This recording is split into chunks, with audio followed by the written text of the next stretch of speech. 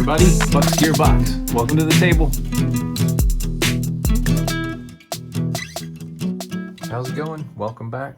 This is Bucks Gearbox, of course, and today I want to talk about my top 5 favorite everyday carry pocket knives from 2021. I realize it's already February.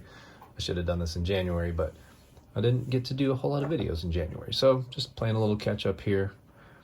And yeah, I wanted to pick my top 5 favorite everyday carry knives from last year. Now, there's a couple of caveats. I haven't had all of these knives for all of last year. So instead of saying my top 5 most carried, I'm just going to say my top 5 favorites to carry. That's the only way I could, kind of justify doing this kind of thing. So yeah, these are my top 5 favorite EDCs from 21. We'll get started. Now, obviously there's more than 5 on the table. So I've got some runners up. I've got some knives that I carry in my bag. And I've got some knives that I've just started carrying that I'm not gonna really count for anything, but I wanted to fill up the table. So we'll get rid of those first. This is the Civivi Elementum button lock, which is my first Elementum. And it's a really cool knife. I did get it last year, but I didn't really carry it much. It took a while to grow on me.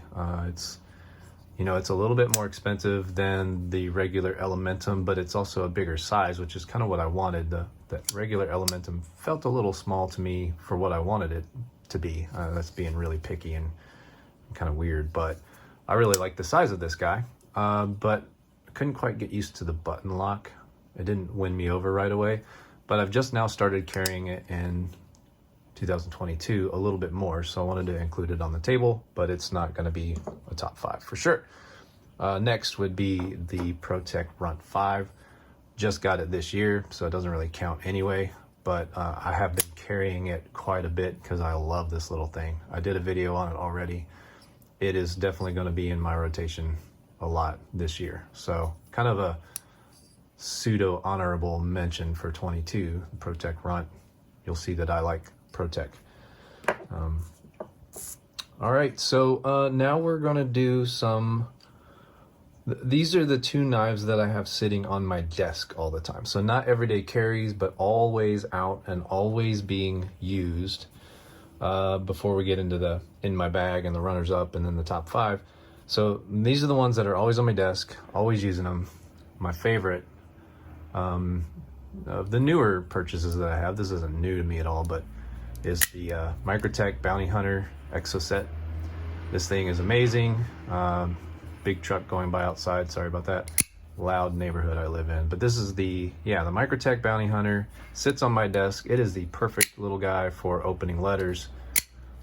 Just reaching for a quick knife if I just happen to not have one in my pocket. Wow, must be loud truck day outside. Anyway, this thing is amazing. Very, very cool. I'm also a Star Wars fan. So yeah, that's always on my desk, kind of ready to rock. I don't carry it in my pocket very much. I do sometimes, but it's just for fun when I do, typically, or to talk to my Star Wars friends about it. So I guess we'll put that up here maybe. Then the next one that is always sitting on my desk, and I've talked about this knife before, this is my Spyderco Paramilitary 2, PM2. I've had this knife, not in this configuration, but I've had this knife for like 4, 5, 6 years, something like that. And it was the only, not the only, but this was my go-to good quality pocket knife for over half of a century. I decided to kind of give it new life with the copper scales, which are taking a nice little patina here. I've had those on for, I want to say about a year now. And I really dig that. It makes it very heavy to carry. I don't mind carrying it. I don't mind heavy pocket knives. And this thing is certainly more robust now that it has, full metal going on here. And I really like it. But I don't carry it as much as I used to, for sure. So it kind of sits on my desk. This was one of, I got it at River's Edge Cutlery. It was one of the first things I ever bought from those guys. And this is an S35VN. It was kind of a sprint run. I believe it had the flat dark earth scales. And it was kind of hard to find. And that blade steel was a lot more rare back then when I bought this. And course, it's kind of everywhere now. It's actually kind of phasing out of a lot of places. So yeah, Spyderco PM2, you cannot go wrong with one of those, by the way. Excellent, excellent knife. Highly recommend it for a good first knife if anybody wants to get a good first, good quality knife. All right, let's move on to what I carry in my bag. I have kind of a shoulder bag that I do kind of I don't know if you want to call it a bug out bag. It's probably not really that, but it's my everyday bag. I carry my iPad to work. It's about that big. It's not a huge, carrying bag. So attach a water bottle to it and get on my way. But I always have a couple of knives handy in it. Also, these are knives I do carry in my pocket as well. Most of them. There's one that I don't carry very often. I'll tell you about that when I get there. But the first one that's almost always in my bag, and sometimes, and really is a close runner up to the top 5. This would be number 6. I carry this in my pocket all the time, but it usually stays in my bag, is the Giant Mouse GMF1. This one is the M390 variant, and it's a little bit thicker blade stock. And it is a fantastic little everyday carry fixed blade. And I've been getting into everyday carry fixed blades lately here. I also have a Hoback Goliath that I've been carrying a little bit here lately, but that's a very recent pickup, so I didn't want to include it in this. But yeah, this is made in Italy, M390. Great company. Giant Mouse Knives make some excellent, excellent stuff. And this is almost always on me in one way or another. I love it. Look at that leather sheath. This thing is just, it's gorgeous. It's a piece of art in my mind. So dig this knife. It is extremely useful. If you want a fixed blade for everyday carry, can't go wrong with the GMF. I guess I should kind of put this up here. We'll save the top 5 for the bottom row here. Okay, always also in my bag, not always, but quite often, and I carry it quite often too. Not quite as much as the Giant Mouse, so this would be kind of number 7 if I was ranking these bottom 5. Is the Microtech LUDT out the side auto. This thing is fantastic. It's also an M390, got aluminum scales. Just a very hard use automatic knife. It's very, very awesome, very robust, fits in your hand very well. It's fairly lightweight because of the aluminum, and it just works. Got that nice jimping up there. And I was just pumped to be able to find one of these because they're pretty rare. I got this on consignment at River's Edge, and my dad actually got this for me for my birthday, so that's special too. Love this knife. I do carry it in my pocket quite a bit, but it's probably not one of my top 5 go-tos. So there you have it. Let's see, what is next? I'll put this off to the side, I guess. I didn't really plan out my layout here very well. It doesn't really matter, but I will put the top 5 in order. My kind of number 8 is my XM18 from Hender. This is the 3.5 inch. I think they call this Battle Blue anodized finish on the titanium scales on this side. It's got G10 blue, Kentucky blue, I would say, on this side. If you've watched my videos, you know I'm a UK basketball fan. And yeah, this is an amazing, amazing knife. It's got the tri-way pivot system. You can put 3 different kinds of pivot mechanisms in there. I just kept the ball bearings in mind. This is made in the USA, made right here in the great state of Ohio. By Rick Hender, 20 CV, just a fantastic knife, kind of aimed at the first responder kind of universe, and you could see that this is a very, very tough. This is a very tough tool. You could do anything you needed to with this. It's not super thin behind the edge. It's more of a workhorse, beat it up kind of knife, and I do carry it in my pocket, but I also take it with me in my bag quite often. And yeah, definitely needed to include it on the list, but it's not in my top 5.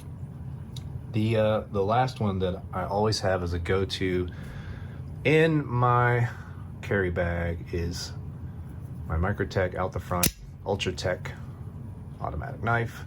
I have been carrying this in my pocket here lately. I did a video on this where I talked about how I don't go to it very often. It's almost always in my bag, but I don't go to it very often. I usually pick up a more traditional knife if I just need a job to do really quick, cut some boxes open or whatever. But here lately, I have said, well, why don't I carry it? And I've kind of made myself carry it more. They are legal to carry in my area, so that's not an issue. Used to be, but it's not. It's an M390 blade. Cuts really nice. It does have a double edge, but it's got the bayonet style, so I can get my thumb on the top safely. Just don't slip, right? And just excellent. My thumb's already sore from opening it just that little bit. It is broken in quite nicely. This is a great knife.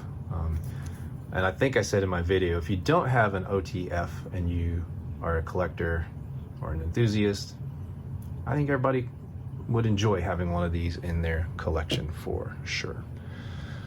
All right, so now we're at the top 5 of my favorite everyday carry knives in 2021. I'm going to start moving some of these out a little bit so that we can kind of get them in order. And you can tell kind of by elimination which ones are left, but you don't know which order they're in yet. So that's what we're gonna do right now. And number 5, my go-to favorite EDCs for 2021. Number 5 is the Jake Hoback Radford. This thing is a beast. It is one of my favorite designs I've ever seen. I really like what Hoback does. I love the design of his knives. It just flips right open. It's beautiful. He used this Starry Night G Carta for the show side, and on the lock side is full titanium. It's blacked out. The blade is 20 CV, if I remember right. Yeah, it's 20 CV, and it's just this awesome Tonto upswept, kind of a Quaken style. I think his big custom knife for a long time was the Quayback, I believe, and that was a little bit bigger than this, just kind of a beast. And this is his smaller production model of the same thing. You can see he's got some signature type of things he puts on his knives. He's got a cool axe for pocket clip and Psalm 23, puts his name on there. Very awesome knife. I love to carry this thing. It's always something that I can talk about with friends who are enthusiasts. They dig this knife as well. It's kind of a collector's item in my book, but it's also a very tough, very usable tool. So that is number 5 in my top 5 go-tos for 2021. Next is gonna be the Chris Reeve Sebenza. This is, I have it in Cosi. Don't carry it as much as this by far. I really dig the Sebenza. It's just a classic, awesome piece of work. It's super tough. This is one of the S45VN models. They're starting to use that steel now. And obviously it has the micarta inlays, which is just really pretty. And also, feels really good in your hand. Full titanium scales. This has been kind of a staple of the knife community for a very long time. Made in the USA. Just a fantastic company and a fantastic, iconic piece of knife enthusiast collectability right here. Just amazing. Can't recommend them enough. I don't carry it as much as the top 3. And honestly, I carry this and the Radford, the Jake Hoback knife, fairly interchangeably. You could potentially say that I carry these about the same amount, but just I don't know why. You could say that 4 and 5, they kind of share a little bit of a tie right there at the bottom. Excellent knives. Can't go wrong with either one. Highly recommend them for an enthusiast for their collection for sure. Next is going to be number 3, the QSP Penguin. And this is awesome because this is a budget knife in the midst of some very collectible, decently, sought after knives. And this thing is just an everyday beast, and I can beat it up. It's really got a cool form factor, that kind of sheep's foot blade. Very useful for cutting open boxes. It's almost like a utility knife, just kind of flicks out like crazy. You put it to work, you don't have to worry about it. If you beat it up, you're not gonna cry about it. This is a slightly upgraded model from Knives Plus with their blue jean micarta that they like to use, and it's got S35VN steel. Most of these Most of these start at like 30 bucks for D2 steel. This one was a little bit more, but worthy upgrade. S35VN is a really good steel, so you can't go wrong with D2 either. It's awesome. You just got to keep it clean. So highly recommend for a budget knife. And I have carried this thing so much and used it so much, it's almost always dirty. I do take care of it, but I carry it that much that it stays pretty dirty. Love this knife. I don't ever hesitate to recommend that to anybody when they want a good pocket knife, and say if they were gonna go to Walmart and buy something off the shelf in a blister pack, I'm like, no, check this one out. QSP Penguin, can't go wrong. Number 3. Number 2, you know there's only 2 left if you're paying attention, and this is hard because it's between the Malibu and the Spyderco Para 3. Which one is number 2 and which one is number 1? This would also be 2 that you could interchange pretty easily, but I don't want to cop out and say it's a tie. So I'm going to say the Malibu is my second most go-to knife for 2021. This is one of my favorite all-time knives. As you know, if you talk to any collector or enthusiast, they will always recommend the ProTech Malibu. It's aluminum scales. They're known for their automatics, but this is just a flipper, and it flips out like butter, man. It's just so, the action is so ready to rock.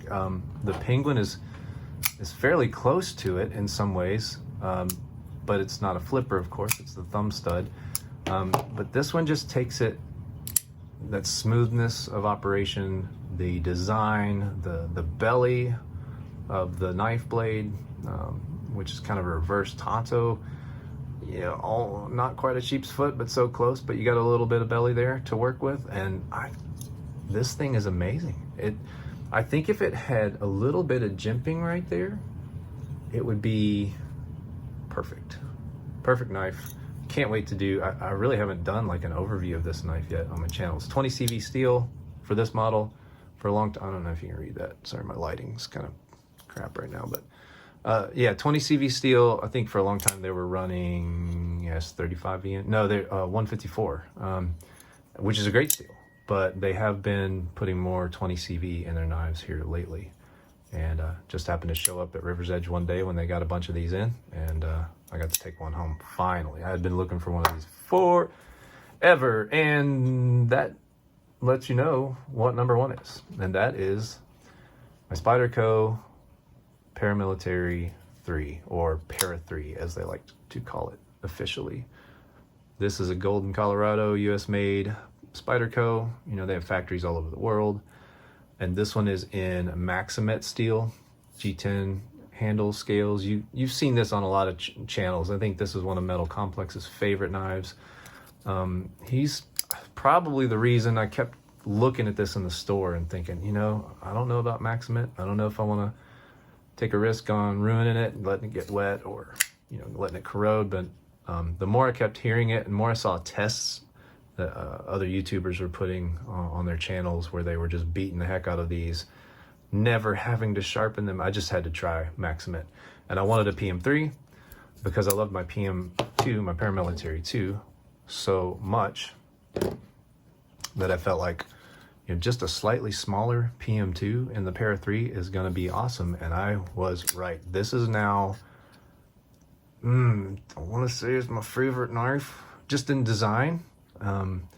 It's a little smaller than the PM2. It's a little more EDC friendly for sure. But look at these blades. I mean, this is my favorite knife, was my favorite knife, my go-to knife for 5+ years. And then they come out with a slightly smaller one, a little more everyday carry friendly. And it's, you know, it's basically the same thing. It's just a little bit smaller. I like the form factor. It's obviously not as much of a monster as the PM2 is. It's not going to be scary for some people. I love this knife. This is definitely my, you know, it was close between this and the Malibu. These are my favorite everyday carry knives for sure. But this one won out. The Maximet steel is part of that. I've had this for many months now. I would say half a year. And put a little bit of a patina on it, but really not that much. And now, when it's a rainy day, I don't take this out with me, just in case I don't, you know, get home quick enough to clean it off or whatever. I'm not like scared of it, but I have had a knife rust on me before to a, you know, an unfixable level. And it's heartbreaking when that happens. It was just a $15 Mora, but you know, I took it backpacking, came home and didn't clean it off, even though I didn't even use it that weekend. I used another knife primarily. I didn't realize that it had gotten wet, and a couple of weeks later, the blade was just toast. And somebody smarter than me might be able to fix it, but I'm not that worried about it. It was $15. I don't want that to happen to this one. This was significantly more, and this is something I use all the time, and so far, so good. I haven't even taken it apart yet. Obviously haven't had to sharpen it. Maximet, its edge retention is just off the charts. Incredible. You can't go wrong with it. Now, if you live in a humid environment or you're near the ocean, that would be where that might be a deal breaker. Of course, if you take care of it, you leave it in your house, which is, you know, kind of boring, I guess, but you should be fine as long as you take care of it. But if you live in a normal kind of temperate environment, I don't see this being a whole lot of hassle for anybody. You just got to take care of it. Put the Lynch carry clip on it, like the deep carry clip from Lynch Northwest. I also have one of those on my PM2. Can't recommend those enough. That's the only mod that I've done to it, other than putting this nice little piece of paracord on it. For smaller knives, I do like having some paracord on there, or, you know, something. And there you have it. That's my kind of number one go-to favorite everyday carry blade for 2021. 5, 4, 3, 2, 1. That was fun. I hope you enjoyed the video. I love all of these knives. Highly recommend each and everything that you saw on this table today. The only thing I'm not completely sold on 100% is the Elementum, the big one, but most people love it. So, you know, I don't hate it.